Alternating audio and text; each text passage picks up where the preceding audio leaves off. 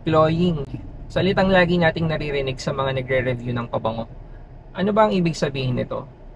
Ito yung tipong sobrang tamis o sobrang lakas ng isang pabango. Yung tipong nakakasuya, nakakasawa o nakakairita.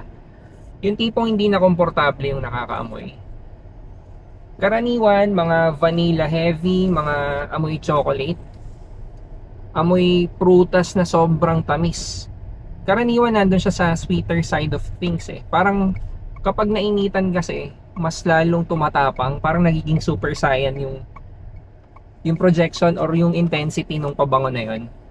So, paano may iwasan maging glowing ang isang pabango? Lalo na kung talagang vanilla heavy siya. Ang suggestion ko lang, less is more. Hindi ko mai-recommend na mag ganong klaseng pabango ka kung ang pupuntahan mo ay mainit. Kasi talagang i-enhance ng init kung gaano ka-intense yung suot mong pabango. Pero siguro, ang workaround na lang dun, less is more. Mag-spray ka lang ng konti.